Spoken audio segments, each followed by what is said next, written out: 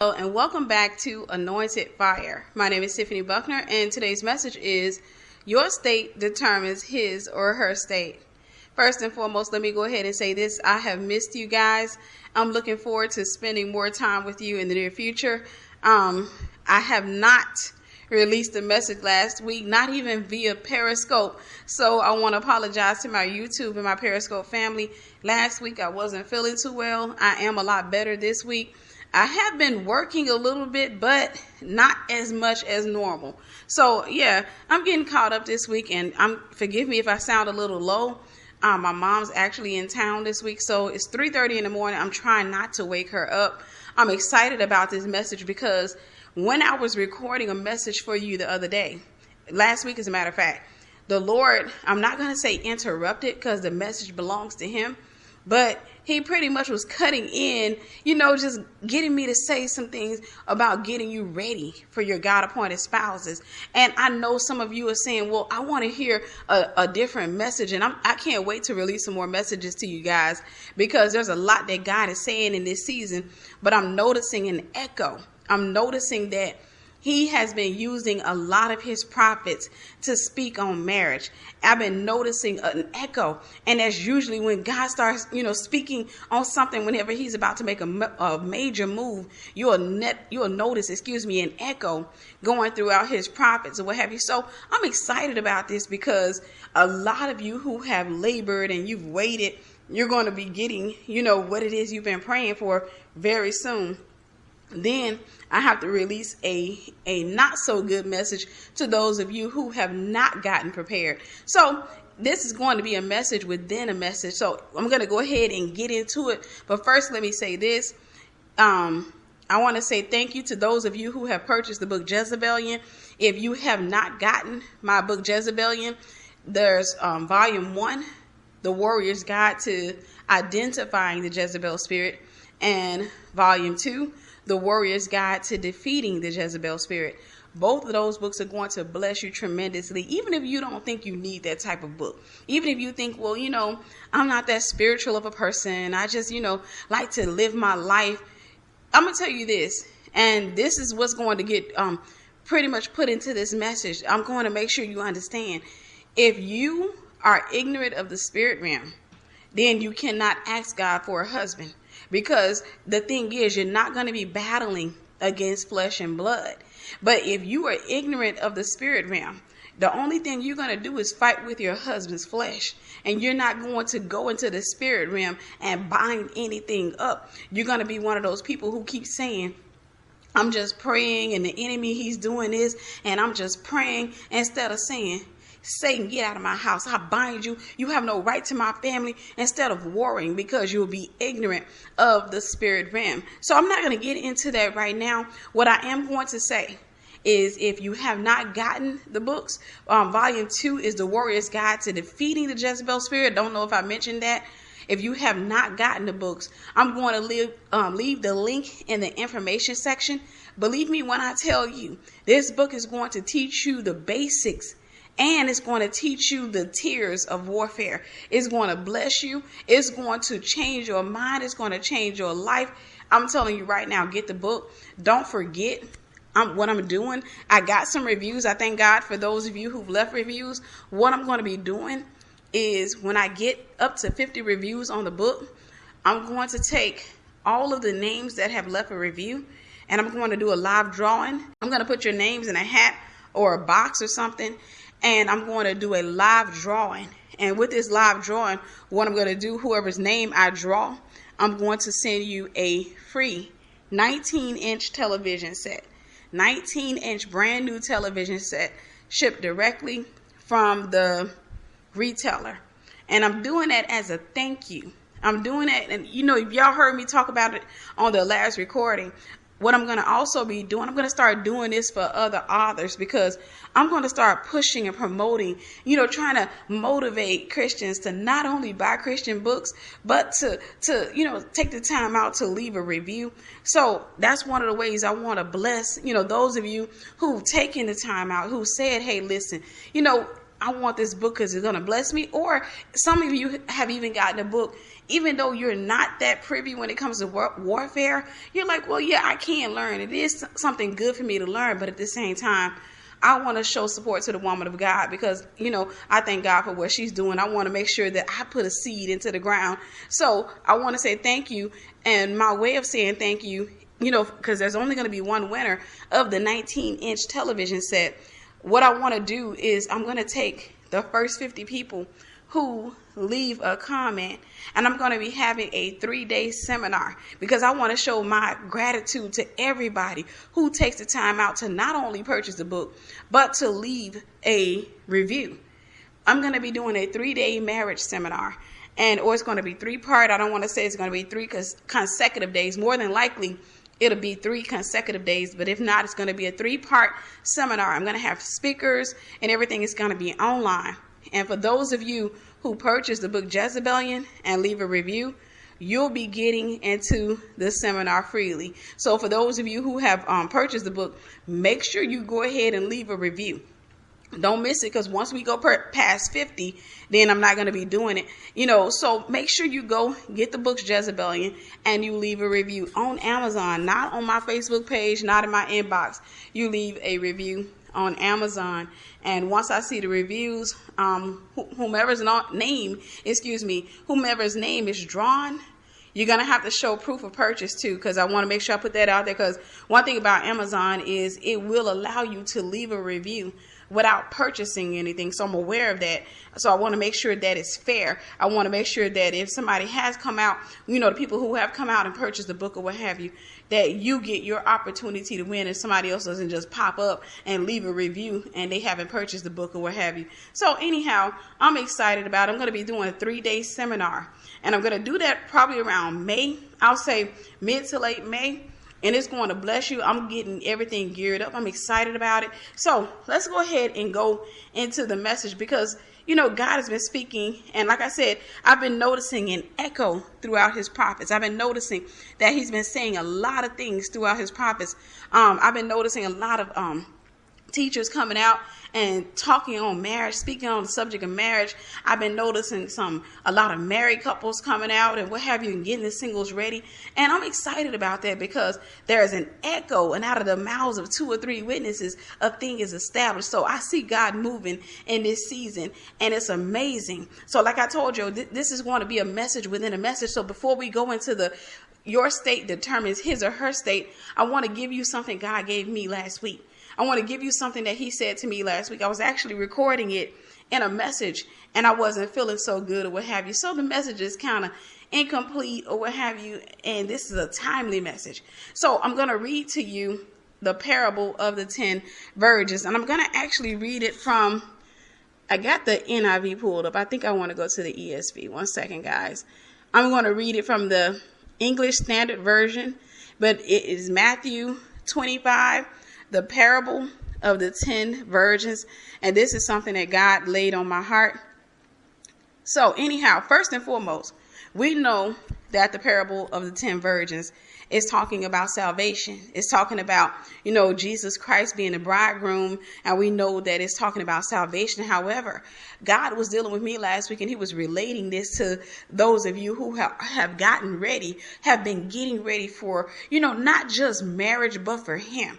Because one thing I've learned about God is there's a such thing as a person actually trying to get ready for marriage, but they're not ready for God, and they'll miss God because they are, in their own mind. They're leaning to their own understanding. So they've gotten ready when it came for marriage, not understanding that marriage is a God-instituted union. So they're not prepared for marriage. They've gotten ready, but they're not prepared. And what I mean by that is you have a woman who has gone to a lot of marriage seminars, and she's done a lot of things that she thinks is necessary, but she is not prepared. So she doesn't have any subjects on or any teachings on forgiveness. When somebody comes out, and I've been telling y'all this for a while, and it's amazing that God came and he just really triggered that in my heart the other day.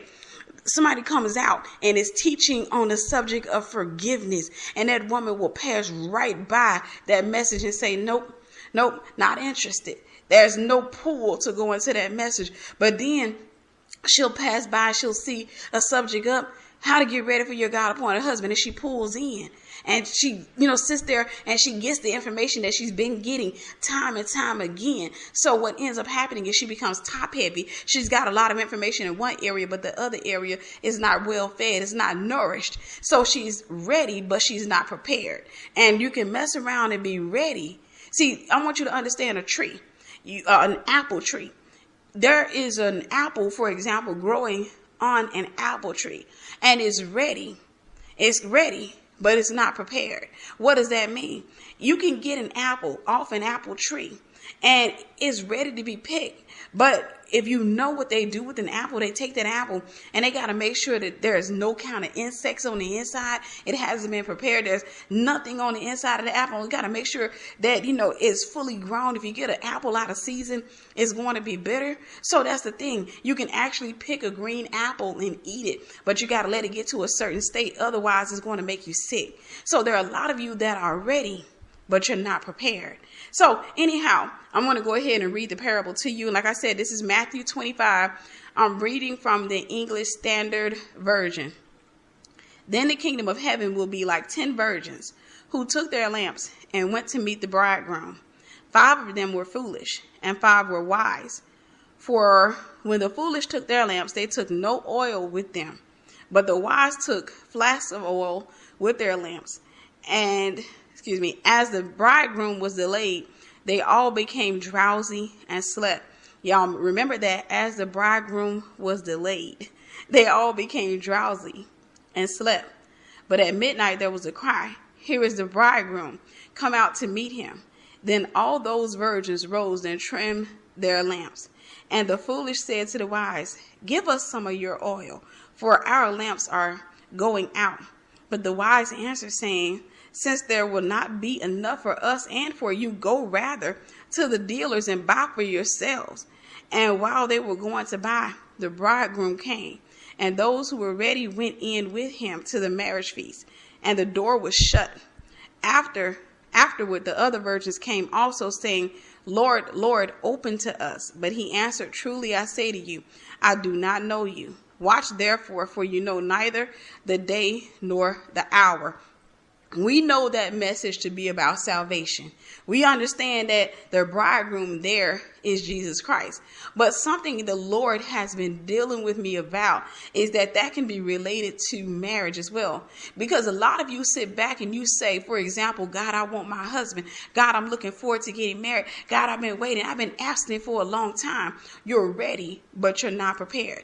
And the problem, what the Lord was telling me, is a lot of you, you're going out and you got a lamp. The lamp is Jesus Christ. You're saved. You got a lamp. But the problem is you don't have enough oil. See, here's what's going on with you. A lot of you, like I said, when the messages were going forth and you saw something come up that said forgiveness, you didn't even understand that you were being tested. And I'm not talking about one of my messages. I'm talking about any message that was out there. When you saw statuses on Facebook, when you saw memes on Instagram, when you saw people coming out and preaching on forgiveness, you passed right by, didn't understand that was oil. You didn't understand that what God was doing was he was trying to get you ready. Because marriage isn't just you getting up and saying, "Well, you know what? I've been abstinent for these many years. And, I've been avoiding talking to this guy." You got to understand that God puts marriages together that are going to stay together. And if you don't know how to forgive, if you have not yet learned the art of forgiveness, if you have not learned the understanding behind forgiveness, then you're not ready yet. You don't have enough oil. Because what's going to end up happening is you will turn around and get married and you will tear your marriage down with your own hands. Why? Because you don't understand. You will sit back and you'll easily get offended and you will say things like, "Well, I wasn't expecting him to say nothing like that. I wasn't expecting, well, you know what? I'm a Christian woman, so I know I got to forgive him." And you don't even realize what you're doing is you're constantly stinging and stabbing at your marriage. And one thing any married person will tell you, especially any person that's been divorced, will tell you, marriage doesn't die with one stab wound. it normally dies with multiple minimum stab wounds that turn into something major eventually. Marriage has a tendency, or I'm not going to say tendency, marriages tend to bleed out over time. They tend to bleed out because you have one or two people in the unions who don't have enough oil, don't have enough wisdom to be married. They got married because they wanted to get married. That was it. There was no other incentive. There was no other, I want to do this for God. It was no other, I want to do this because, I know I'm ready and I have something to bring forward to the marriage. It was none of that. It was more so, I'm just tired of being alone. I'm tired of, paying these bills by myself. I'm tired of trying to, take care of these kids by myself. I'm tired of going to the family reunion and being alone and having to listen to Auntie Mabel and them ask me, when am I going to get married? I'm tired of that.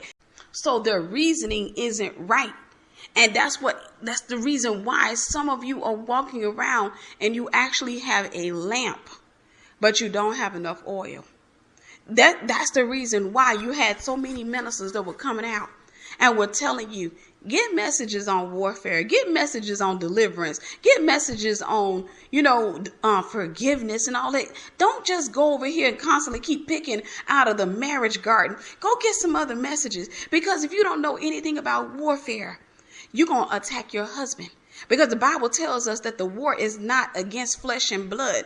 If you don't know anything about warfare, you're going to take your husband to war, because you're not going to understand that sometimes when he walks through that door frustrated and overwhelmed, this man is under spiritual attack. You're not going to understand that. You'll take that thing personal, because you'll look at it this way.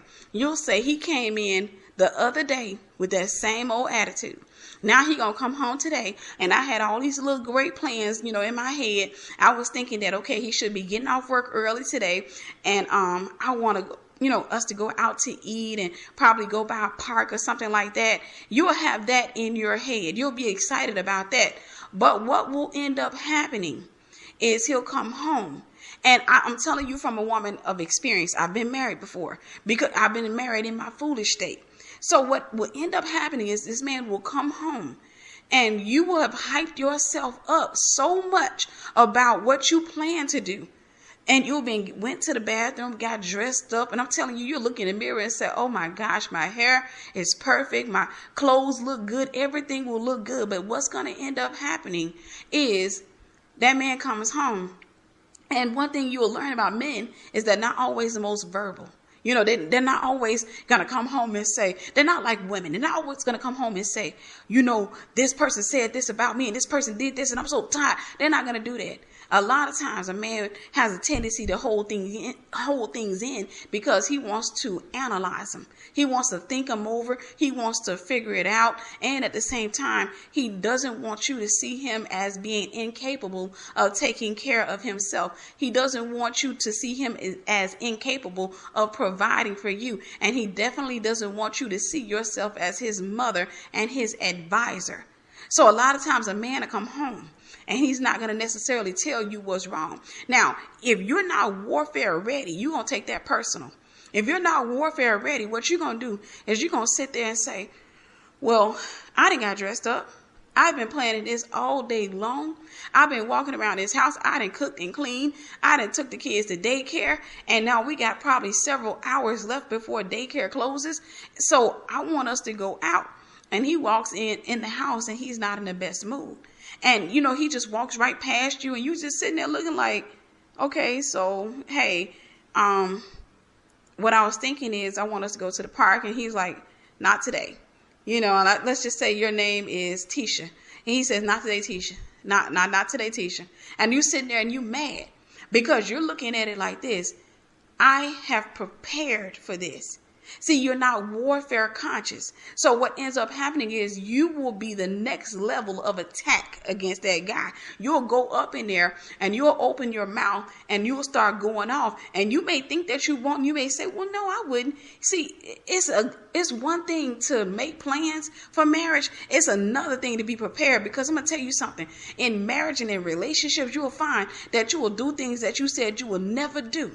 You will find that there's a lot of things that are changed when your emotions are involved. When you are speaking from a non-emotional, non-soul tied perspective, you can say things and you actually do mean it. But whenever you are soul tied, then it changes. You don't necessarily do what you said you were going to do when there were no soul ties present. So if you're not warfare conscious, you're going to attack your husband.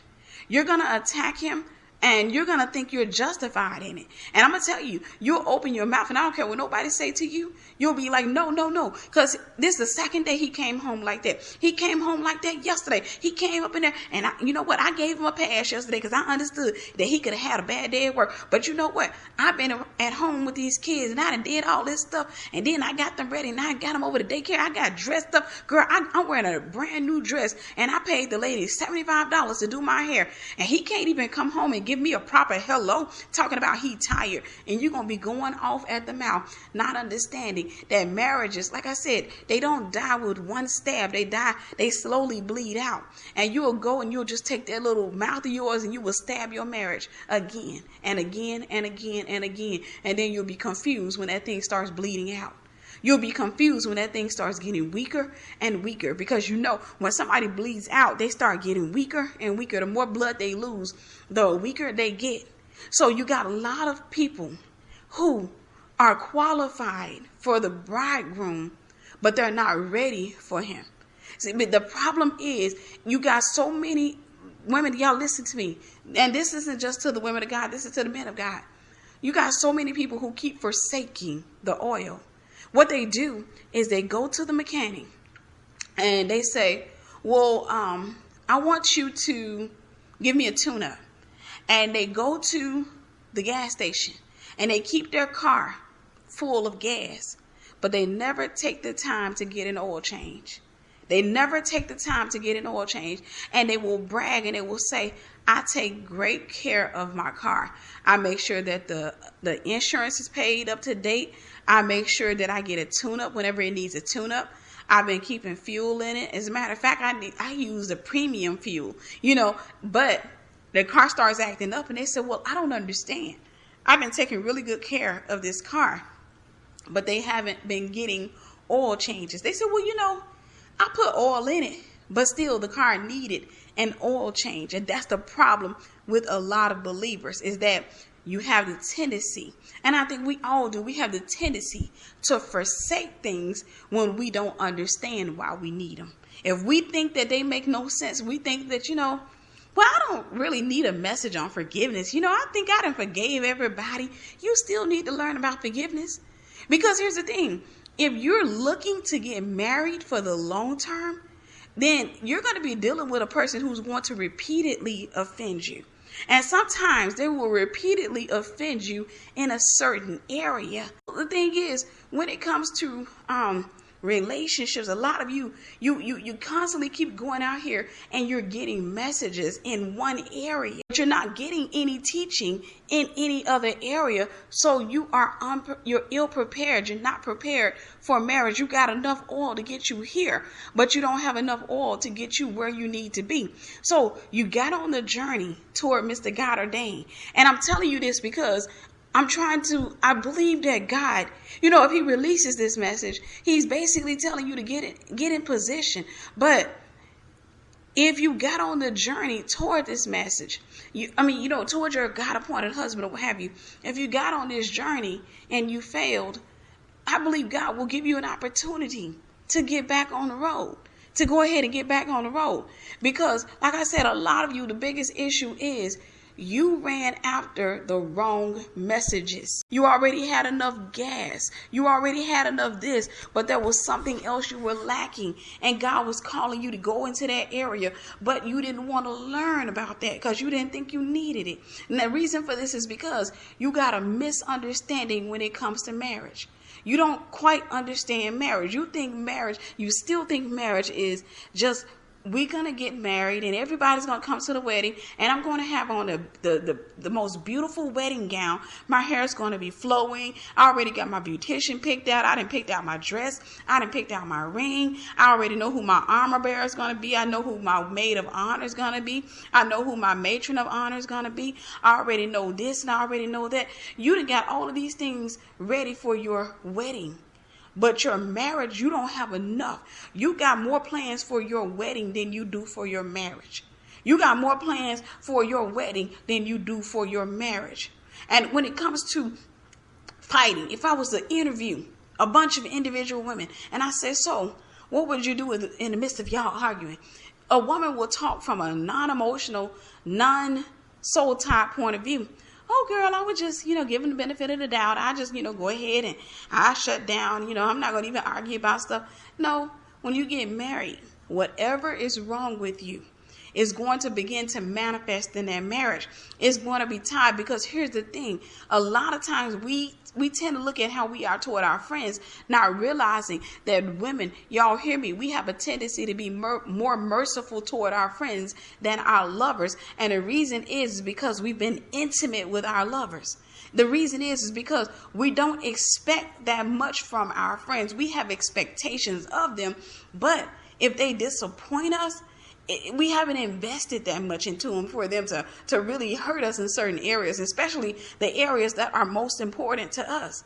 We haven't invested that much into them. So because we don't, expect much of them, we don't require much of them. To whom much is given, much is required. We haven't given ourselves or given that much of ourselves to them. We've given them our time. We've even shared a few secrets with them, but we haven't given them our whole selves. But whenever you get married, that changes the dynamic of your conversations. It changes everything. It changes how you reason. It changes how you speak. As a matter of fact, your friend, you got your girlfriend or what have you, and she's, she does things. Do you know that she can say something to you that you wouldn't even think too much about? You kind of blow it off. And if your husband came and said that same thing to you, you would take that thing to heart because of what you expect from him, because you will look at it a completely different way. So there are messages that have gone forth to get you ready. But right now what we have is we got the 10 wise virgins. We got, the 5 wise virgins. And then we have the 5 foolish ones. And this is what God is saying, that a lot of you're sitting back and you think marriage, you got this idea about marriage being this, this union where you're going to come in with your issues and that you ain't going to need no extra oil to get you through it. And then you're going to come in and y'all going to make love. And because you got good plans, it's going to go the right way. No, you're going in with another human being. And one thing I'm going to tell you about human beings, they will fail you. It doesn't matter if it's Mr. God ordained or if it's the wrong man. They will fail you, because what's going to happen is there are going to be days when you got expectations. There are going to be days when you have nothing but good plan. And most of the times that's how we are. Most of the times I can't really think of any day that a woman actually plans something evil unless she's an evil woman. You're going to get up in the morning, especially if you and your husband are on good terms. You're going to get up in the morning and in your heart you're going to be thinking, I want to do this today. I want to do that today. I'm going to go to work. I'm going to come home. I'm going to do this. You're going to have these good plans, and it doesn't always play out like that. Any married woman will tell you, you can be sitting there thinking, okay, I've been working all week long and I'm tired. I can't wait till the weekend because both of us are off on the weekend. And you get excited about the weekend and you're just like, baby, I want us to do something for the weekend. And he's like, we'll see. We'll see. And then come Saturday, you go and he said, babe, I'm tired. I just, I've been working all week long. We'll do something tomorrow, okay? We'll do something tomorrow. And you're just like, all right. And then come Sunday, you go up in there and you go to church and he says, well, babe, we'll do something a little bit later. And you're like, later? What you talking about? We just came from church. Let's go home, get dressed, and let's go out.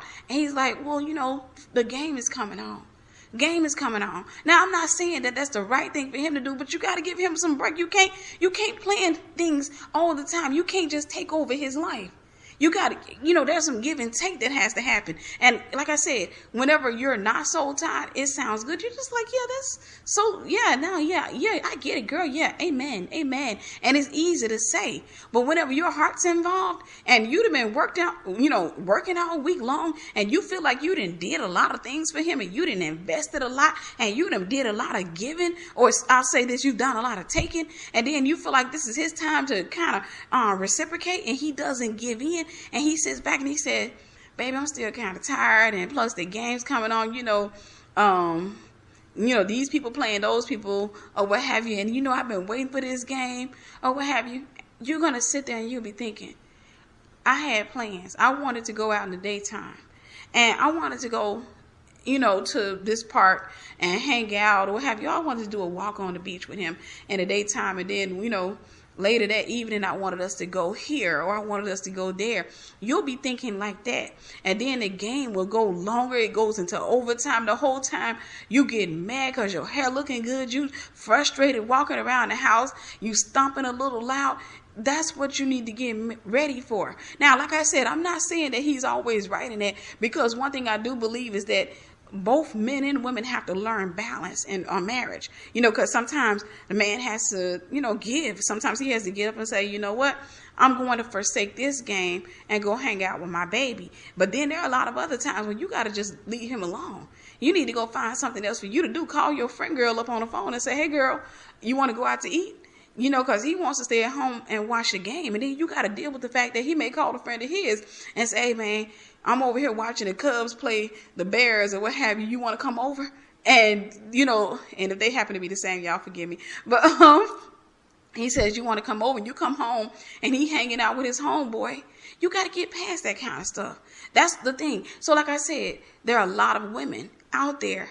You got the lamp in your hand. You got Jesus Christ in you, but you're not yet ready. And like I said, the reason that you're not ready is because you keep forsaking the messages that you need to stay married. You're trying to get messages to get married, but you don't have enough wisdom to stay married. You're just sitting up there thinking that you're going to wing it. You're just sitting there thinking, well, we'll just see what happens. And, I'll get with him and I'm going to do this. I've actually talked to single women, and I'll give an example. I've come across single women who've had Jezebels for family members.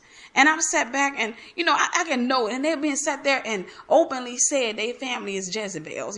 Just sit back and say the family is aggressive, controlling, dominant, men eaters and stuff like that. I've actually heard women, talk about introducing their guy, and they take the guy, in the courtship stage around the man eaters and stuff, and they will sit there and watch the family castrate him and then turn around and be confused as to why the dude ran. Why he grabbed his, what was left of himself and ran. Not even understanding. And that's because the woman is not yet prepared. She doesn't understand. If you got a man-eater family, listen up. First and foremost, you shouldn't be hanging around them. And then secondly, you ain't going to sit there and take some dude over there for them to sit there and try to dominate him and get him under control. Because when you do that, you're still under the spell of witchcraft. You're still under that state where you think, well, if I take him around my auntie and my cousin and I take them around all these women that I know are dominant, then what they gonna do is they gonna start asking them questions, and they gonna pretty much, kind of punk him into being with me. You might not say it out loud, but that's the reality. You're trying to punk that dude into staying. You take him around there and they just like, so what you doing with my niece? You better treat her right. And he over there, yes ma'am. I'm saying, cause I come looking for you. I got 3 sons, and they all of them, they done served time in the penitentiary. Over there trying to punk the dude. And I don't care how scary a guy is, he's not gonna sit around and become your family's meal. Not unless he is a voluntary Ahab who likes that. So the thing is, I've seen women who are ill prepared, and they sit back and they think that that's okay. They think, well, that's my family, so he just needs to get to know my family. No, you don't do that. You guard the way you guard your heart, you guard your marriage. You got to protect your marriage. I can sit here and tell you, there are, some people in my family that I would not take my husband around. And if I had to go around them by default, let's say, for example, because of a wedding or a funeral or something like that, hey, I will have warned him in advance, like, look, them sisters will eat you alive. You ain't got to kiss nobody's behind. You and I together, that's that, or what have you. It's common sense. We be respectful, but at the same time, I ain't trying to tell you to kiss nobody's tail because I don't kiss it. That's just the reality of how it is. So like I said, a lot of you are prepared, but you're not ready. You done sat there and you done put on a wedding dress. And I want you to think of it this way. And then we're going to go ahead and go into the message. I want you to think of it this way. There's a 12-year-old girl standing there wearing a wedding dress. She done got dressed up for the wedding. She done went in and she done learned how to cook a lot of stuff. And now she's standing there waiting on the groom to come and get her. And he doesn't come because she's prepared, but she's not yet ready. She's not old enough for it. She's not mature enough. Her body hasn't even developed, for that. So she's not ready for the marriage. So she has to wait. So the dress is nothing but a costume for her in that season. It's just something that she's wearing. She might as well play house. She might as well play, some type of game. It's just something that she's wearing because she's not yet prepared or she's not yet ready. She got prepared, but she's not yet ready. There are a lot of people that are, like I said, when it comes to certain messages, I've had people to reach out to me. And sadly enough, I had people say, hey, Tiffany, will you preach on prayer? Will you preach on this? And they follow it up. It's not going to be a popular message because, folks don't want to hear about that kind of stuff. But at the same time, it's something that's needed. And I'm going to preach on these things because that's what God wants us to hear. He wants to get us ready. And you can't just be constantly chasing up behind marriage messages. So that's what I've been trying to tell you. There's an echo going out, guys. So for those of you who have gotten ready, get excited. Praise God. Those of you who sat there and said, even though I don't like the way those green peas taste, I'm going to take them in anyhow because I know I need them. I'm not too fond of vitamins and I can't see the work. I'm going to go ahead and get them anyhow. That's what you're doing when you go and you look at a message and, you see, for example, this message coming up talking about how to cut off a head of a demon. And you go over there and you're like, well, you know what? Let me learn. And you get up in there and you paying attention. I've seen many of you. And I thank God because I got, I follow some mighty men and women of God on Periscope. And I sit back and time to time I hear my little iPad whistle to let me know. And then I go in and, of course, it lets you know what friends you have. The people that are following you or people that you're following who are logged into that same Periscope message. And I see so many of my sisters logged into the messages about deliverance and about warfare. And I'm just sitting there smiling and like, look at my sisters. I'm happy because you're not forsaking the whole message. You're sitting back, you're saying, I want the entire thing. I'm not just over here, picking off of the cake and I don't have enough meat on my bones to get married. I'm sitting over here and I pick up a little meat or what have you, but I'm over here concentrating on the macaroni and cheese and the bread and the cake and all this other stuff. I'm over here trying to drink myself full. It's very similar to what a child does. If you don't stop a child will drink themselves full. They will sit at a table, and I know I'm from the South. A lot of times what they used to say to us is don't touch that drink. Now, my parents would let us drink. We could drink when we were eating or what have you because they understood that we needed to swallow the food down. However, they would stop us if we became excessive. But I went to a lot of my family members' house growing up, and I was, we were babysat by a lot of our family members, and they had a different set of rules. Don't you touch that drink until you done finished your food. Because they came to understand that, hey, look, children have a tendency to drink themselves full. So that's the thing. A lot of you are getting full of the wrong stuff. You're constantly taking in basically liquids, but you don't have enough meat. You don't have enough meat for marriage. You're taking in liquids. You're taking in, how to get ready for your God-appointed husband, how to do this for your God-appointed husband. You're taking that in, and that's good. But you need to take in messages on deliverance. Because your husband's going to come home sometimes and he may need deliverance. He may need it. That's the reality. You got to deal with the whole fact that Christians do get demons and they got to get cast out of us. You got to deal with that. It's a constant thing. You got to deal with the fact that we, I think it was a man, I think I saw a man of God share a status talking about how we need regular maintenance. As Christians, we really do. We need regular maintenance. If you forsake that message, you are you're preparing to actually deal with marriage in the flesh.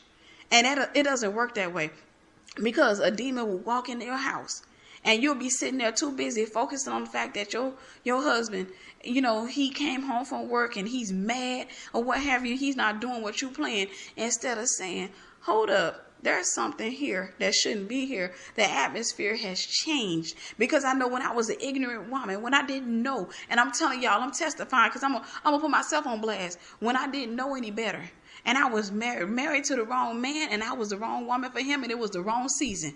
And I'm going to tell you, when I was an ignorant woman, I remember sitting there thinking, the atmosphere changed. I don't like the way it feel up in here. You know what I used to do? Get into an argument or grab my keys and leave. I would leave because I wanted to go to a better atmosphere. I get in my car and put on me some gospel music and thought I was doing something.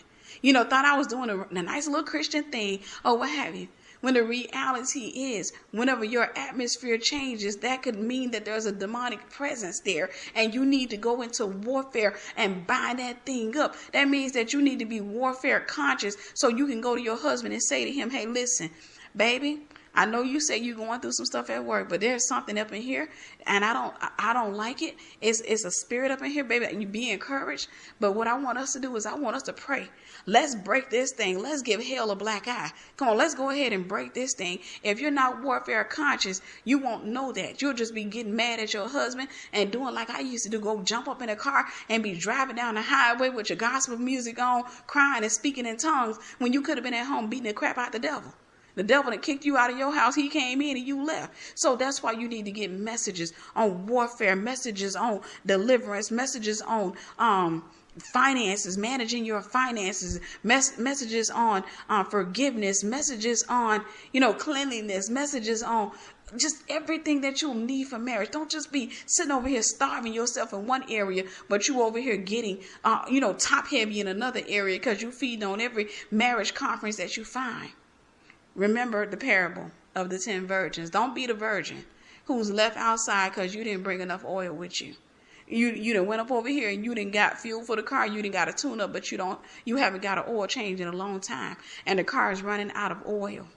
So, woman of God, I'm trying to encourage you. I'm trying to push you, and I'm not saying this to get you to feel like, well, I'm going to miss my chance. I'm trying to tell you, hey, listen, get ready. I want to say this before we go into the second part of the message. God taught me this. You don't get ready for your God-appointed husband. You get ready for him. He's the bridegroom. When you're ready for the bridegroom, the groom will come and get you. Whenever you're ready for the bridegroom, your groom will come and get you.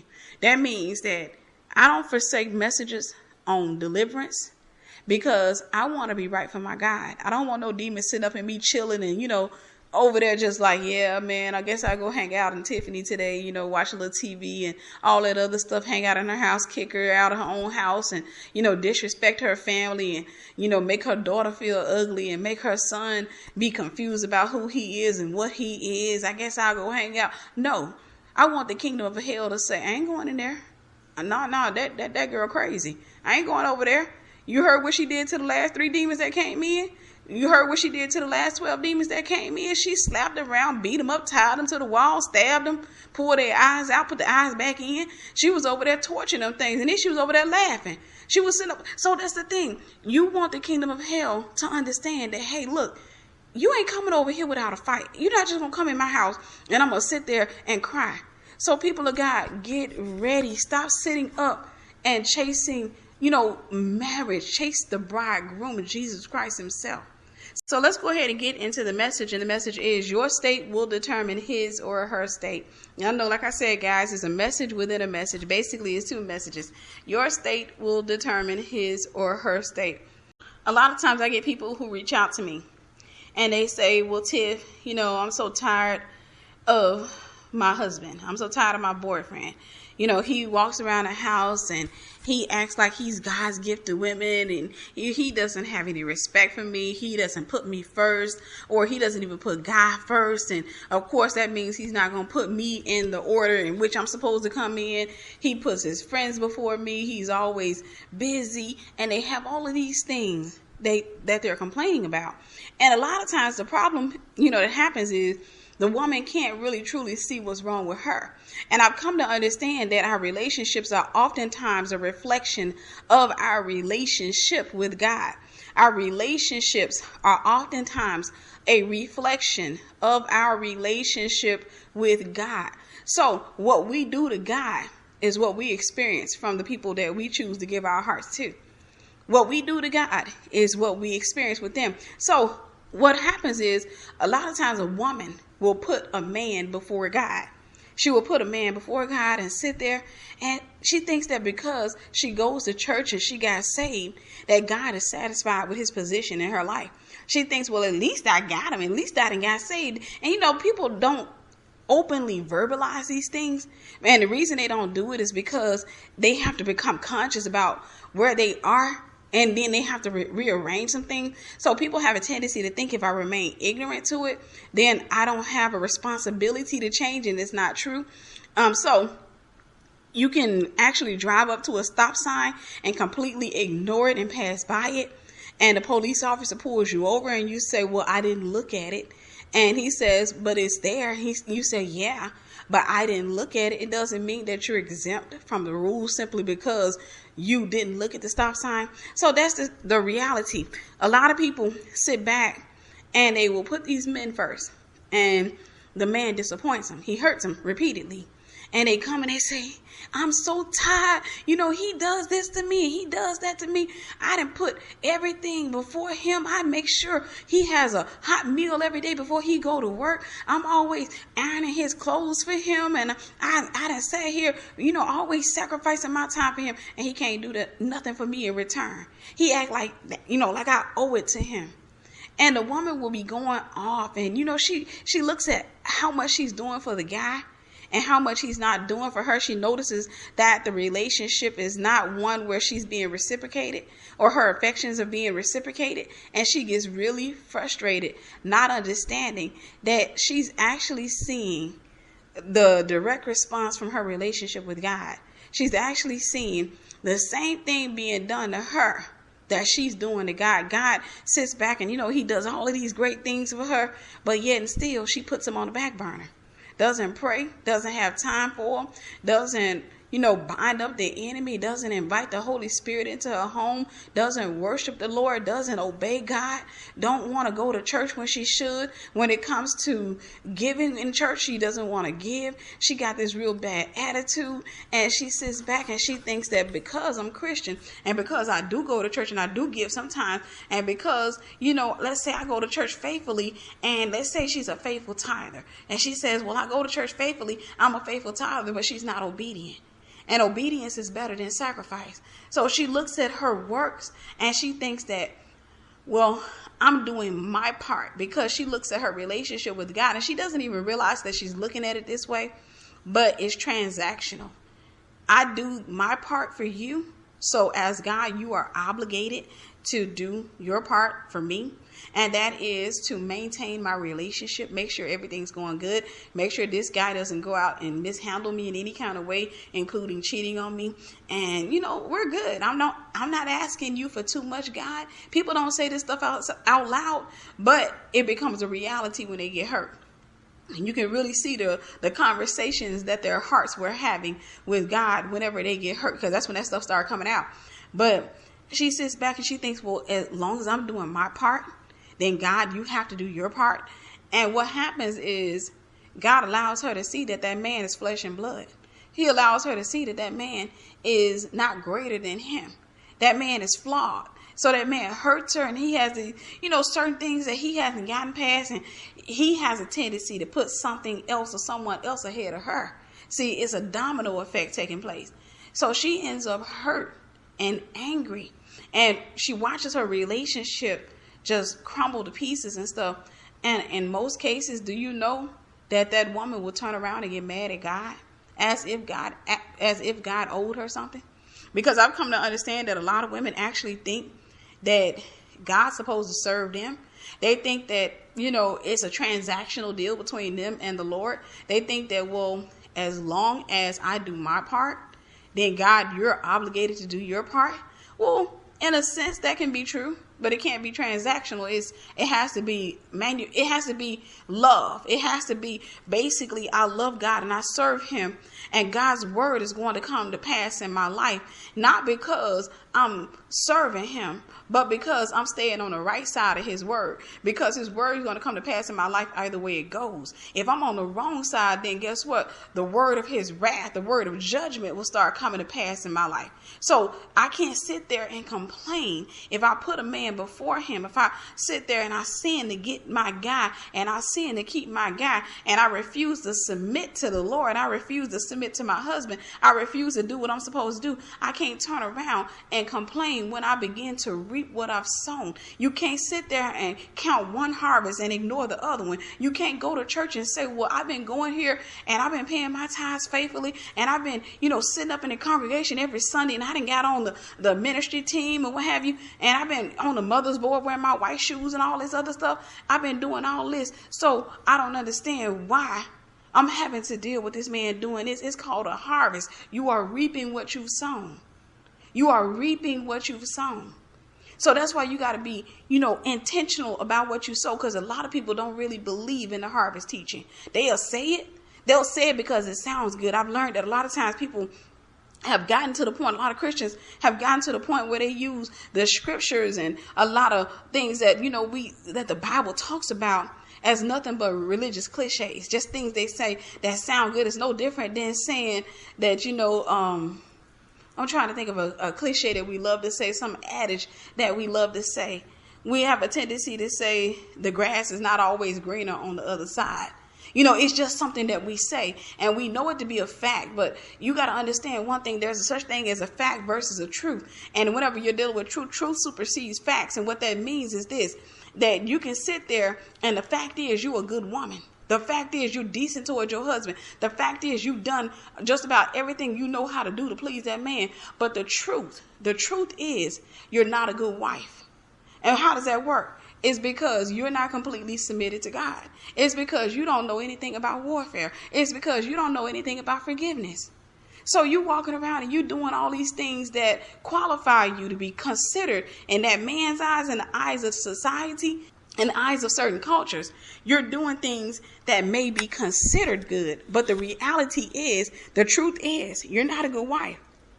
I sat there and I remember there were times I used to talk about how good of a wife I was, not even realizing that the truth was I wasn't a good wife.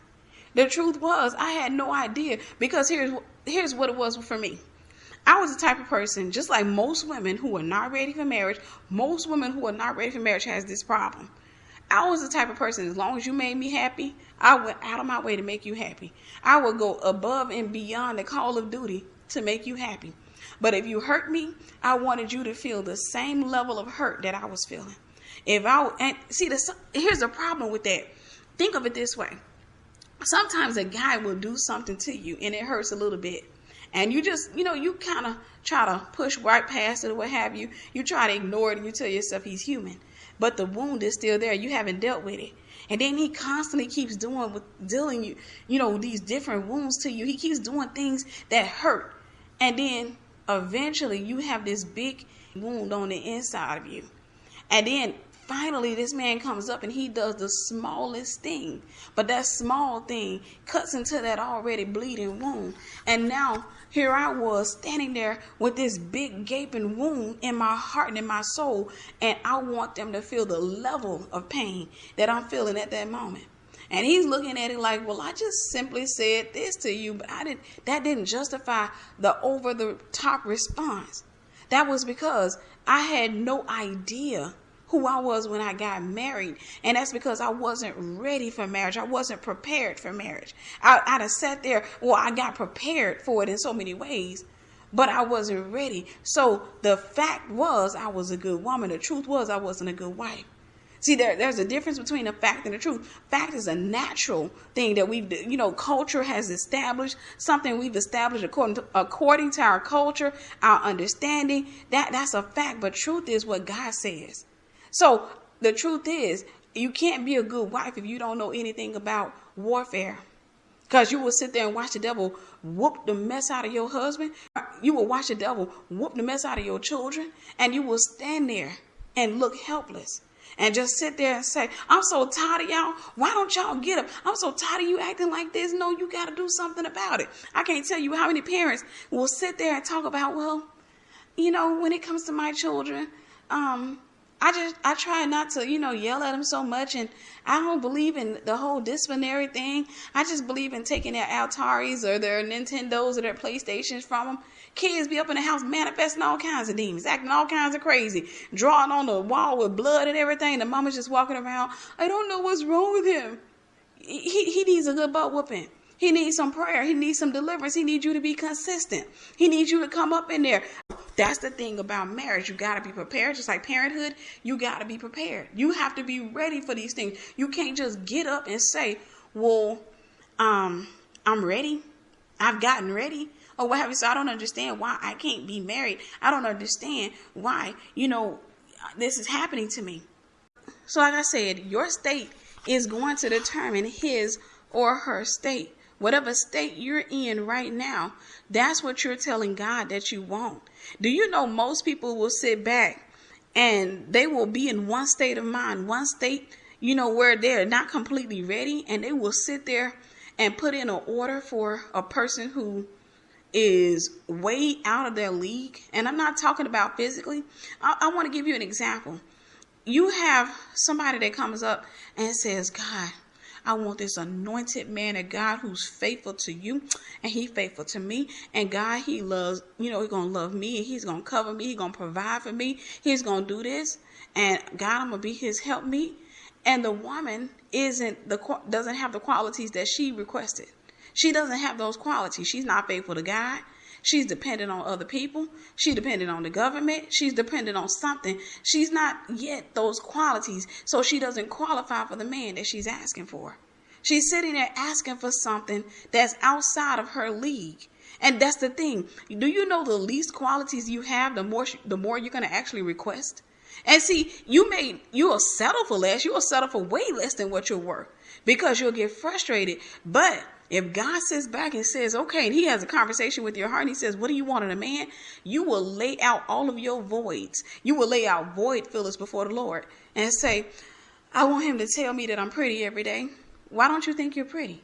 I want him to be there, and I want him to understand, to respect me. And you don't even respect yourself. You walking around with your breast hanging out. So you're asking for stuff that you're not qualified for. And I'll give you an example. I got a program on my website for logos, and I'm actually thinking about killing the program. And the program, I got the normal price logos or what have you, but the program that I have on my site allows you to get logos for, you can get a template for less than the traditional exclusive logos or what have you.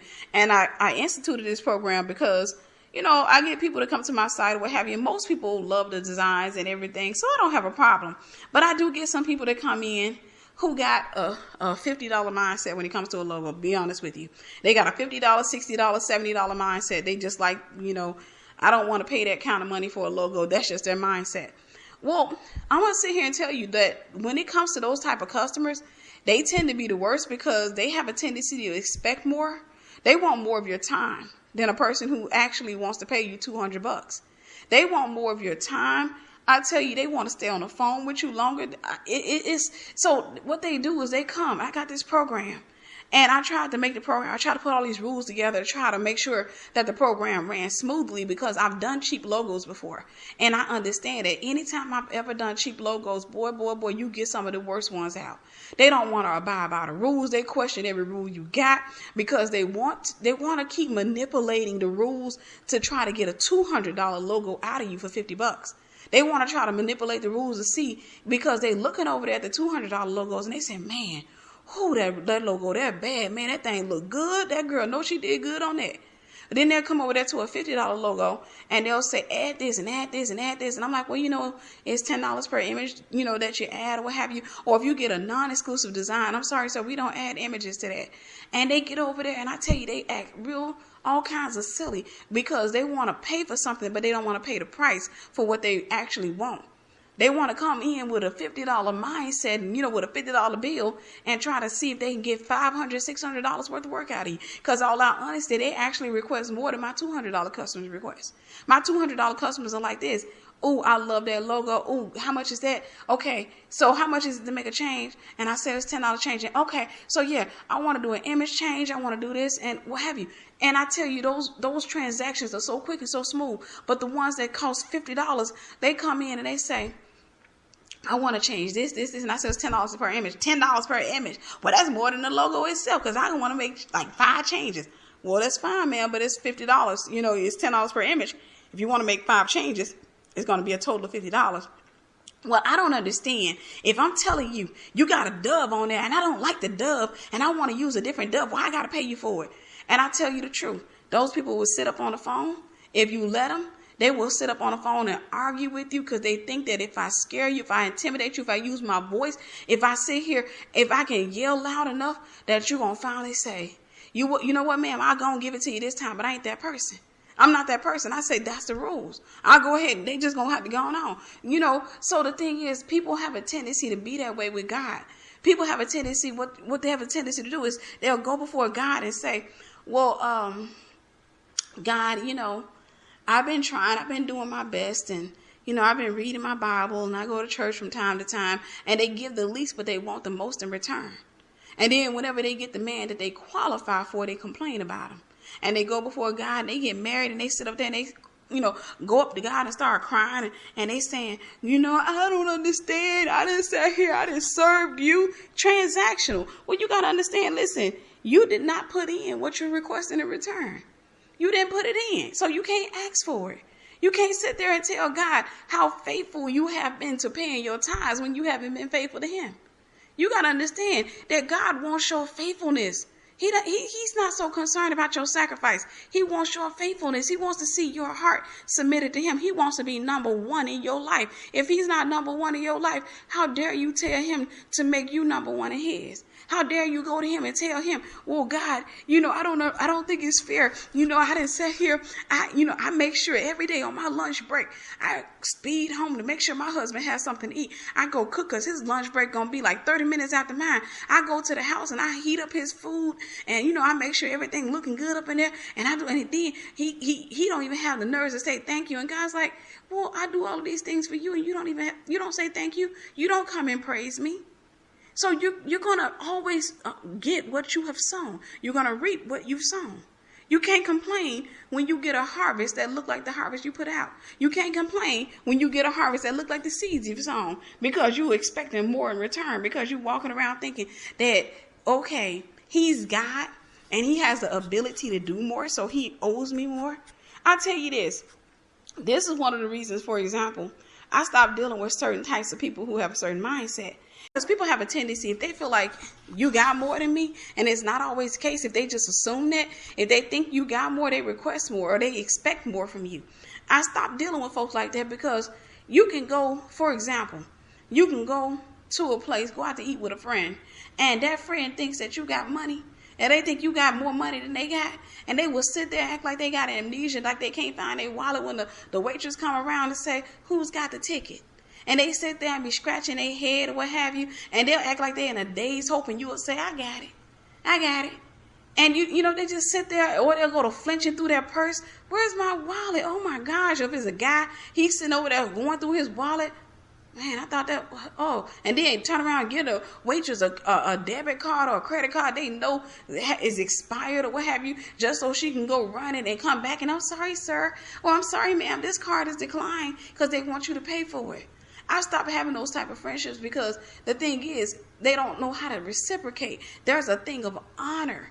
When you get two people that, I'm telling you, friendships that are God ordained, there's a level of honor that's there. So that means that if I'm hanging out with a friend and I'm doing more for this female or more for this male than that person is doing for me, that's not a friend. That's the person who's using me. And a lot of people are doing that toward God, are using the Lord, trying to take advantage of him anyhow. Sit back talking about all the stuff they've been doing, not even realizing that one thing that you've done for God is really what you've done for yourself. Because you can never really truly do anything that's going to benefit God. God does everything to benefit his kingdom and to win over the people. So the little one thing you do for God does not even equate to what God has done for you. You can do things all of your life for God, and it won't even equate to one merciful deed that God has extended to you, or his love. It doesn't even equate to that. So you don't want to be transactional with God. And I'm going to tell you, if you're transactional with him, it's because you don't understand his sovereignty. If you're transactional, then you haven't yet learned to appreciate what God has done for you. So you don't value that thing that much. That's why you can actually take your works and put it at the same level in your heart as what God has done for you, and turn around and get mad whenever you don't feel like it's balancing out. It's because you're transactional and you don't yet understand the sovereignty or the goodness of God. You don't yet understand that when you were driving down the highway and that car went in front of you, the enemy had a plan to take you out, but God saved your life. God had you to hit the brakes right in time. God had you to sit there and pay attention. God had you, extra alert at that moment. God made it where you can find gum in your car because you were falling asleep and you didn't know what you were going to do. Then you remembered that you had gum and a little armrest or what have you, and you lifted that thing up and saved you from an accident. God knew that, for example, something was going to come against your finances, but God blocked it. You have no right to try to be transactional with God, because if you try to be transactional with him, you lose. But the problem is, if you don't understand his sovereignty, if you don't understand how good he is, the thing that you're going to make the mistake of doing is putting yourself in your own head at the same level as God, and you're going to expect him to do for you as you feel like you're doing for him, when you're not doing anything for him. Everything you do is going to be for you. It's going to be for you saying, hey God, I thank you for giving me life, for waking me up this morning. You don't understand that, so then you're going to be transactional, and when things don't balance out, you're going to have the nerves to walk around telling folks you're mad at God. I've seen people turn on God, turn on him, and even begin to deny him because they were transactional. Because they sat up there and they did their part, or so they thought. They went to church, they got up there and they sang, and they danced, and they did all this stuff. And then they went out there and sinned and thought that they singing and they dancing was going to clean up their sin. And when it did not, and they began to reap what they had sown, they got upset, because they felt like God didn't hold up his end of the bargain. When in truth, God's word came to pass in their life. You shall reap what you sow. His word came to pass in their lives, and it hurt. I come to understand that everything I do and say is a seed. I come to understand that I'm going to reap what I've sown. That's why I walk around and I'm intentional about treating people right. That's why I'm intentional about praying. That's why I'm intentional about the things that I say. That's why I'm intentional when it comes to the people in my life about making sure that I show honor to them. That's why I'm intentional, because I understand that I will reap what I sow. That's why I'm intentional about making sure that I put God first. I'm intentional. I live an intentional life. I try to make sure that, I'm submitted. And whenever I'm in error, I try to make sure that I take accountability for my wrong. That way I can turn around and repent of that thing and pull that seed up out the ground and say, I don't need you growing up. Because listen, you cannot pull a seed up. You can't cancel a transaction unless you refund it, unless you take it back. You can't cancel it. You can't go to the store and get, for example, a soda and drink it up and come back to the store and get your money back talking about it didn't have that much fizz in it. No, you drank it up.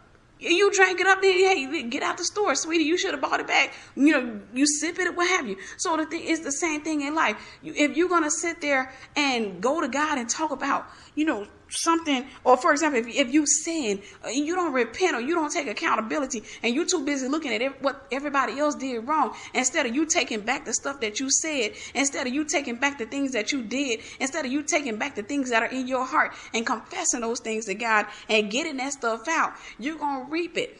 You're going to reap it because you've sown it. You're going to reap whatever you sow. And a lot of people don't understand that concept because they don't understand seasons. They don't understand sowing and reaping. And because of that, people have the nerves to say that the devil is attacking them when in truth, they are simply reaping a harvest. That's all that's happened. It's just that they're reaping a harvest. So you're going to continue to attract whatever you are at any given time. So the question is, do you want to attract what you are to you right now? If you're sitting back saying, God, I want to get married, I want you to ask yourself this. Would you want you for the ladies? Would you want yourself in husband form? Would you want you in husband form? For the guys, would you want you in wife form? Because do you know, for the most part, a man who beats on his woman a lot of times is a man, first and foremost, he got demons out of him. Let's be real. Next, he's not fully submitted to God. He's transactional, and he looks at his own works, his own desires, his own needs. He's self-centered. He looks at life from a different perspective.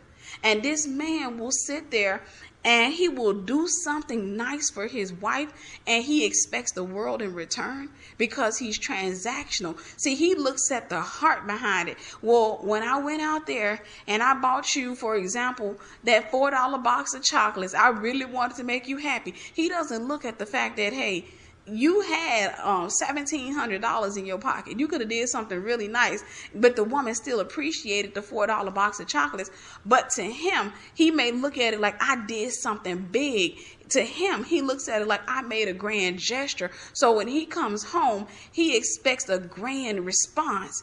And when the woman comes and says, oh, thank you, baby, and she gives him a kiss, and she puts the chocolate down on the counter, and she says, what would you like to eat? He takes offense to that. Because to him, he feels like, you need to sit here and praise me. I just gave you a box of chocolates. You need to sit here and praise me for a little bit longer. You need to call your friends up on the phone and say, hey, look, Steve just bought me a box of chocolates. Yeah, girl. Ooh, let me go ahead and bite into one to show you how good it is. Matter of fact, let me get my camera out and do a commercial. Let me do a YouTube live to show everybody what Steve just did to me. And because she doesn't react the way that, for him, he feels like, I made a grand gesture. He feels like I did something great.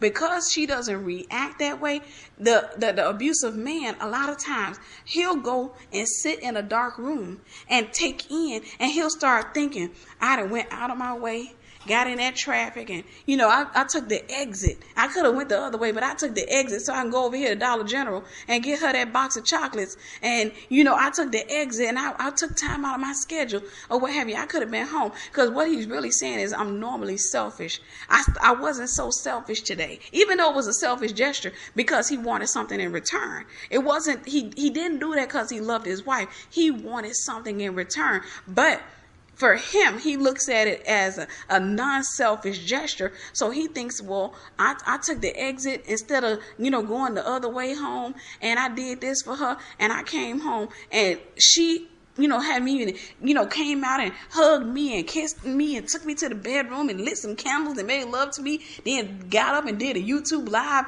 and showed off her box of chocolates and praised me all over the place to make me look good. He gets mad. He takes it in, and he will sit in a dark room, and then he'll come out of that room and he'll begin to treat her like crap. And he'll wait for her to say something so he can strike her. Because for him, he looks at it like this.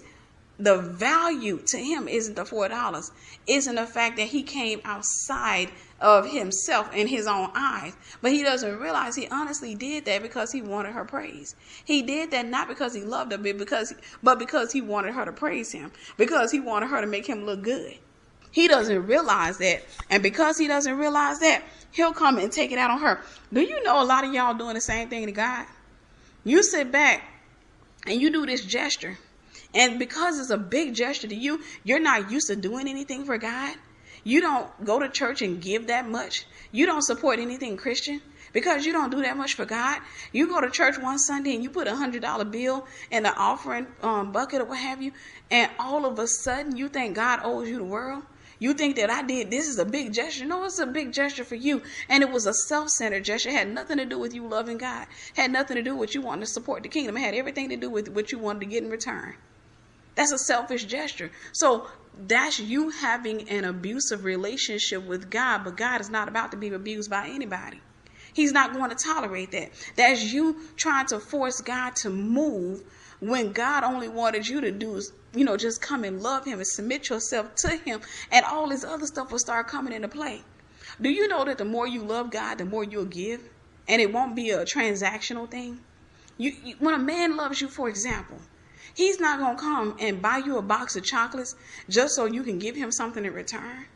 That man to be at work thinking, man, that girl's a great wife. She's done a lot for me. She didn't put up with me, and she loves me, and she's a great mother to my kids. If y'all don't have kids yet, he'll be like, well, she's a great woman. And he'll just go and get the chocolates just because. And he'll just go get them, and he'll say, this is just because I love you. And if you do anything for him in return, he'll be like, what are you doing? No. Listen, I didn't do that for you to do that. No, I don't want you to. I don't like that. Don't do that. If I do something for you, just let me do it. Don't go and do nothing for me in return. Because right then you put him in debt, and he's not going to like being in debt to you. One thing what he wants to do is say to you, listen, you are a treasure and I appreciate you. Let me continue to appreciate you. I'm not trying to be equal. I want to appreciate you. I want you to think about a car. A car appreciates in value. So the thing is, if the car appreciates in value before you drive it, for example, let's say that the market goes up and the BMWs all of a sudden they go up 10%. The price point goes up 10%, and the dealerships are marking up the BMWs 10%. If it appreciates in value, the person who wants the BMW has to pay more to get the BMW. So the guy is saying, I don't mind doing more or paying more or, being more for my wife because I appreciate her. But if you lower yourself, or you go out here and you try to, pay him back, you become the BMW that's too busy trying to be transactional.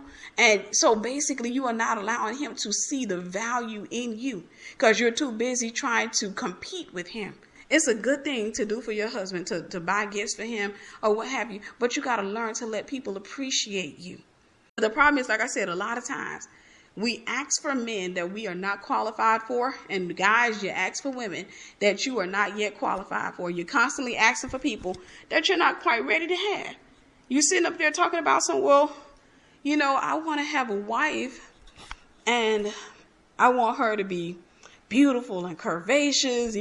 I don't want her to have an ounce of fat on her, and I want her to look this way, but you got a married man's belly.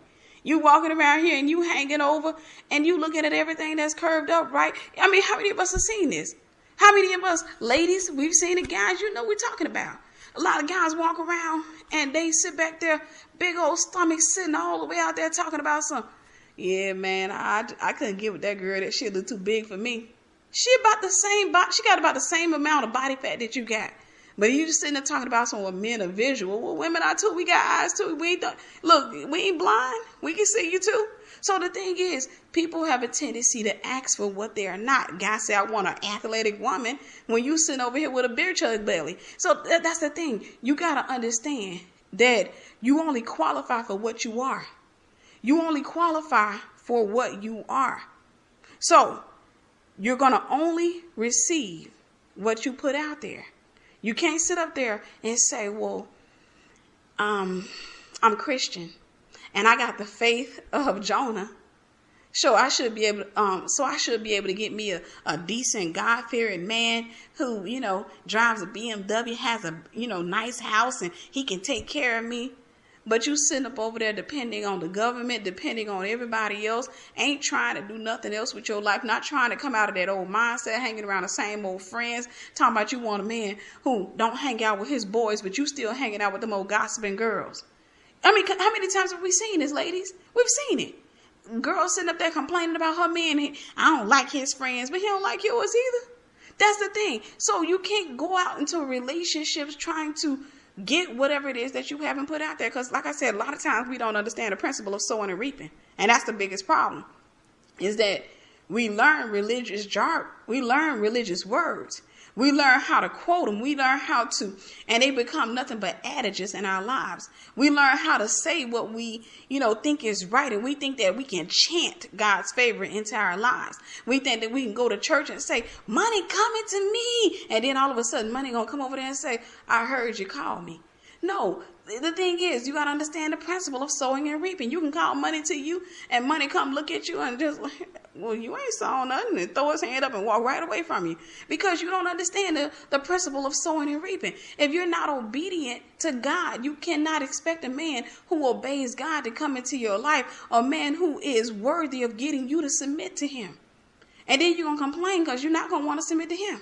Because he ain't even worthy of being submitted to. He's not even submitted to God. But then see, if you marry him, you are still obligated to submit to him. So then you go to picking up the Jezebel spirit because you're too busy trying to contend with the dude. You're too busy trying to, girl, please, I ain't finna be sitting here submitting to him. That he ain't even right. Well, you weren't right, and you actually reaped this dude, and he came into your life.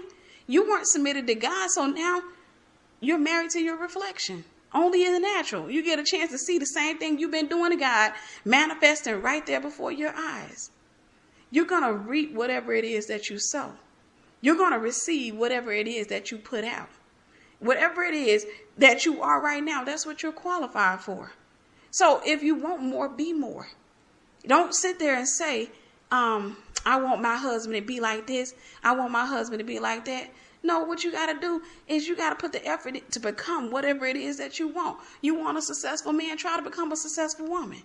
If you want a man who is faithful to you, then what you got to understand, faithfulness has to be placed in God in order for it to be made whole. Which means that if a man is faithful to God, automatically he's going to be faithful to me because of his faithfulness to God. If I'm married to him, in order for him to remain faithful to God, he must be faithful to me. In order for him to serve God the right way, if I'm his wife, he can't have an affair if he's faithful to God. He loves God, and because of his fear for God and his love for God, he'll remain faithful to me. That's an automatic. However, if he's not faithful to God and I expect him to be faithful to me, then there's a delusion. I'm delusional. Because at that stage, I expect him to give me something that he has not placed in God, which means that his faithfulness has not been made whole. He doesn't understand faithfulness. So I'm expecting him to do greater things for me than he does for God. And which means, like I said, it would mean I'm delusional. And then the dude comes into my life and he starts acting up. Then I got the nerves to sit there and act like I don't understand why he acting the way he is. He acting like that because if I'm not faithful, then I didn't qualify for a faithful man. That's the reality.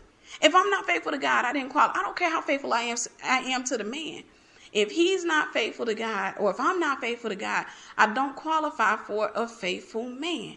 If I'm not faithful to my God, my Godhead, how can I ask for a head and then think that the head's supposed to be faithful to me? It's delusional thinking. The reality is you're going to reap whatever it is that you put out there. Whatever it is that you are trying to get in return, you need to become that. I teach this message, and sometimes I get women who, for the most part, most women receive it. I think 99% receive it, but I always had that 1 to 2% that sit there and get frustrated because they understand that I'm in a spot right now, and I definitely don't want to reap a man that, is equivalent to where I am. So they think that if I reject the message, it won't become my portion. They think that, well, no. I believe, because I watched the show one day, this movie where this man, he was rich, he was well-to-do, and he went into this poor neighborhood, and he got with this girl and everything, and she was struggling, and he was buying her diamond rings and all this other stuff. That's the movies. Movies, listen, to sell a movie, you got to go and you got to appeal to the dream of a person or a community. If I want to sell a movie, if I decide to write a movie, guys, I need to sell a dream to the people. Now, for me, I would want to, make it a realistic thing. But a lot of producers, a lot of movie writers, they understand that they may not have that big of a talent, but they understand this concept. If I want my movie to have some level of success, I got to appeal to the crowd. I got to appeal to the majority. And then I got to understand that the majority have a microwave mentality. They want something that they have not put the time in. So I understand it. What I need to do, if I got to appeal to them, I got to sell them a fantasy that by doing what they're doing or not doing, that they will actually skip the seasons and go around all of this stuff and get to this blessing. And this girl's going to be in this neighborhood with no motivation, no desire to come out. And she going to have a ghetto mindset. And some rich guy going to come over and he's going to be nice and fine. And he's going to be a godly man. And he's going to come and rescue her. And they going to get into a relationship and live happily ever after. That is delusional. But it does make for a good storyline. It's the classic Cinderella piece. You know, you got the Cinderella and the wicked godmother, and she's struggling and what have you. And then you got this man who happens to be a prince who comes along and rescues her. When I was under that delusion, people of God, I tell you the truth, I sat there and I entered relationships that now I look at it and I was like, man, what in the world was I thinking?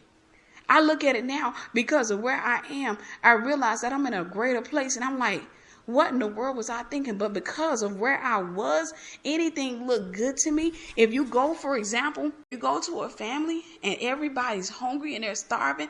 And if I take in there, for example, peanut butter crackers, they will be thankful and happy and they'll eat those crackers up because they're hungry. But the thing is, if I turn around and I go to a rich family's house and I try to give them peanut butter crackers, I may insult them. What I'm saying is, when I was in a low place, a man who was nothing, you know, in my eyes, because I was hungry, looked good.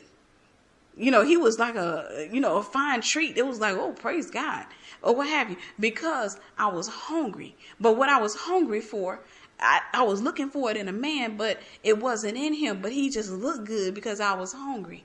If you get somebody that's hungry enough, you can probably mix tuna fish with peanut butter and put it on some bread or what have you, and they'll say this thing is good because they hungry enough. That's the thing. There was a time when I was hungry, and if a man offered me, himself, if he looked good, then I thought that I was getting a meal. Then I get into that relationship and realize that not only am I still hungry, but now I'm disgusted. That's the thing. I didn't realize I needed the bread of life and the living water. I didn't understand that. So whenever you are not at the right place, anything is going to look good to you. Any man's going to look good. But whenever you let God raise you up, you will actually look at some of the guys that you accepted in your life and say, what in the world was I thinking? I was blind back then. I was desperate back then. That's why you got to get to a place where you can actually make a choice, where you can actually look at the peanut butter crackers and say, I don't want that. I'm not being judgmental. I'm not trying to be funny or what have you. But I don't want that because I can have greater. I don't want that because I can actually do better. You came to a potluck with some peanut butter crackers. No, ma'am. You disrespected me. I can actually do better because I know I qualify for more.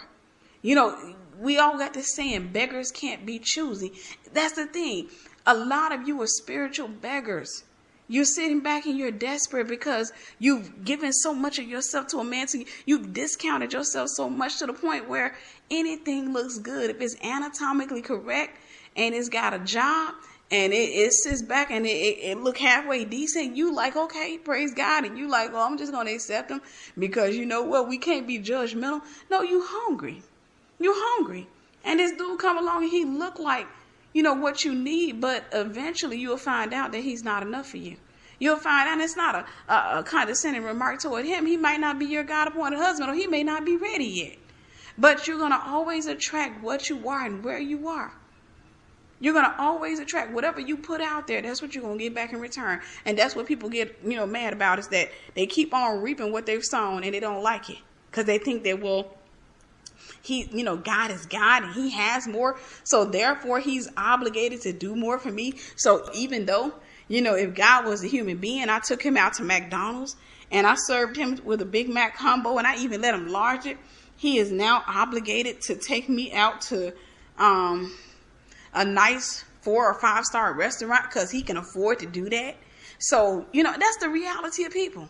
People have a tendency, if they think you got more, they require more of you, but they won't do that much for you. That's the reality of people. That's why, honestly, y'all, rich people won't hang with poor people.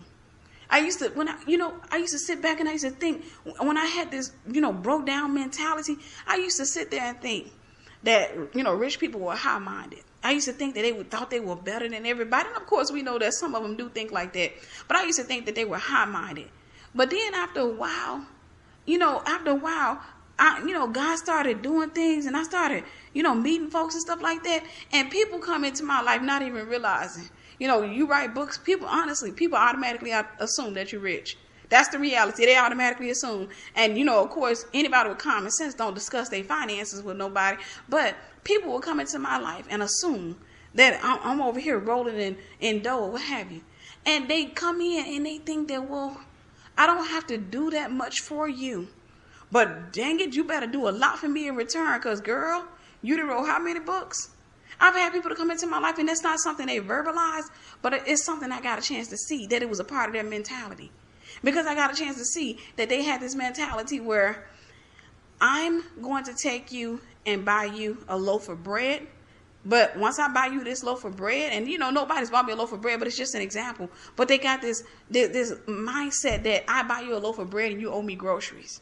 No girl, cause shoot, you over here, you done wrote how many books, and you got some businesses. So girl, yes ma'am, You turn around and buy them a loaf of bread in return, and they're offended because they expected more. That's the mentality that you got to get rid of. People have got them. I dare to say this. It's actually a poverty mentality. It's actually a poverty mentality. So I want to challenge you before we close. This is what I've done throughout my life. At every financial bracket I've been in, wherever I was, this is what I've done. I've always made sure to show honor to the people that were around me. And it didn't matter where they were financially. Even if they had 1,500 times more than me, I would never ever make a person take care of me or provide for me or do more for me than I was doing for them. I would never ever do that. I always showed honor. I've always showed honor to people. Whenever I go places, if I go places with, let's say for example, I've eaten out with people who were wealthy, I will try to get the tab. I will get the tab.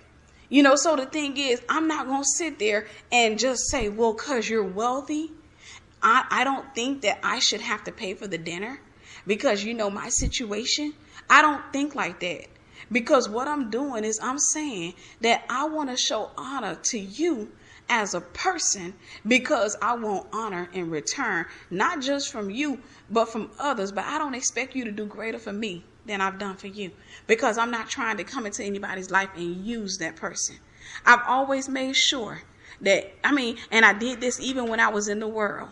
I've always made sure that whomever it was that I was around, that I showed honor to that person. I've always made sure that if I got people coming to my house, I remember, for example, I had this couple, I was married, and this wealthy couple that was going to be coming to my house for dinner. Oh, have you? I could have easily had that old broke down mentality where, shoot, they wealthy, huh? I'm just going to cook and they just going to eat whatever. No, I didn't do that. What I did was I made a feast. I made sure I prepared a feast for them. And when they came over, they had a buffet of food that was sitting there that was ready. Did I expect anything in return? No. It was me saying thank you for something they had done. But I made sure that I showed gratitude. It wasn't a monetary gift they gave, but I made sure that I showed gratitude. I made sure that I showed honor. And I did the same thing for people who didn't have any money. I made sure that I showed honor. So listen up, people of God, learn to honor people. If you want to do well in life, listen, I'm going to tell you this. Hear me on this. If you want to do well in life, learn to honor people. If you ever want to go and you want to move up the financial bracket, learn to honor people. If you got this code of dishonor where you compare your finances to theirs, that's a spirit of poverty. That's a poverty mentality. It will hold you back and it won't let you go forward. If you sit back and look at God and say, well, because you're God and you can do more for me, then I shouldn't be expected to do that much in return. You're going to keep reaping that little bit that you're sowing. And you're going to realize how little you've sown when you see your garden grow up. You're going to realize how few seeds you've sown when you look at this big old land that you placed before God and that little patch of grass growing over there, and you realize that little patch of grass wasn't going to cover that whole land. See, if I want to cover the whole land, then what I need to learn how to do is I got to learn the principle of sowing. I got to learn the principle of it. So I'm going to reap what I sow. If I want a good, godly man, y'all heard me say this. I said, I want my husband to be a man who casts out devils. I want my husband to be the type of person that come in the house and he be like, come out of her. So guess what? God blessed me. And I sat back and God cast out devils through me. I'm becoming what I want. I'm not just sitting back talking about, I want him to be the type of man who can cast out devils. And I want him to be the type of man who can, if I ever get a demon in me, he can cast it out of me. And I'm just sitting there all pretty and primp. And if the demon get in him, I'm just sitting there looking at him talking about something. Call pastor. Yeah, we're going to listen to this. We're going to call pastor so you can get that demon. We're going to get you fixed up real nice, babe. Don't worry. You just straighten your head up real quick. We're going to get you fixed up real nice. No, I had to become what I wanted. I had to become. And then even in this season of waiting, I realized that there are a lot of things I want. So I become that. Whatever it is I want my husband to be financially, independent. I don't want him to be working at some traditional jobs. I don't work at a traditional job. I don't want him to be the type of person who's a follower, so I'm not a follower. I don't want him to be the type of person who deals with family members who are disrespectful, ain't trying to serve God. So I don't deal with family members like that. I become what it is that I want because I understand I'm going to reap whatever it is I sow. I become the very reflection that I want because I understand that I'm only going to attract to myself my own reflection. I make sure that I'm in, submission to God, that, I try to look at my life and I take accountability for anything I do wrong. That way I can be delivered from that. And at the same time, I can attract a delivered guy and I can attract a man who takes accountability for his wrongs. You can't be the type of person who says, well, I don't understand what I did wrong, but you want a man to come to you and apologize for his wrongs. You can't be that type of person. Those hypocritical marriages don't work.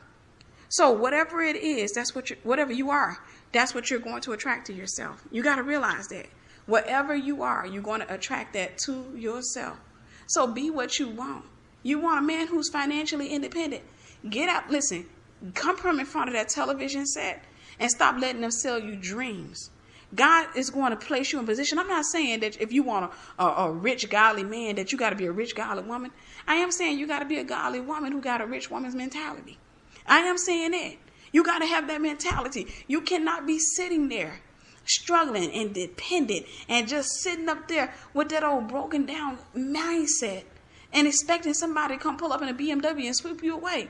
Because if you come across a rich man and you got a poor woman's mindset, you're going to end up with a man who's rich in finances, but he got a poor man's mindset. Then that means that he ain't going to have money for long. He's not going to have money for long. So you're going to be a real ride or die. So listen to me when I tell you this, woman of God, become what it is that you want.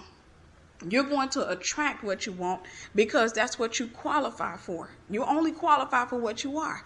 I'm not saying that if you happen to be down on your, and I hate the word luck, but I just use it for example's sake. If you happen to be down on your luck and, you between jobs and you struggling and all that other stuff, I'm not saying you're going to attract an unemployed man. I am saying this. If you happen to be one of those women who's trying and you got the mentality, to go out here and do something, then you will attract. But if you happen to be one of them old lazy, self-entitled women who just sit back and whine about what God ain't doing for you and just be, I'm just so tired. I do all of my stuff. I pay my time. If you're like that, then listen, God is doing you a favor by not giving you a husband, because if he give you your own reflection, you're going to really have a snotty nose. You're going to really be running around crying. So, woman of God, make sure you come to understand the law of sowing and the law of reaping. Get in order. People of God, listen. This isn't one of those messages that's designed to insult you. This isn't one of those messages that's designed to hurt your feelings or to make you feel bad. This is one of those messages that says, hey, listen, let's straighten up so we can be in order. That's what this is. Let's make sure that we got everything, in order so we can go ahead and start getting the things that we've been praying for. And we can understand the law of sowing and reaping. You want a man of honor, sow honor. Whatever it is that you want, sow it. If you want a man who loves his kids, love your kids. Don't be sitting up there talking about something. I want a man who loves his kids and all this, but you exposing your kids to all these different uncles and stuff like that.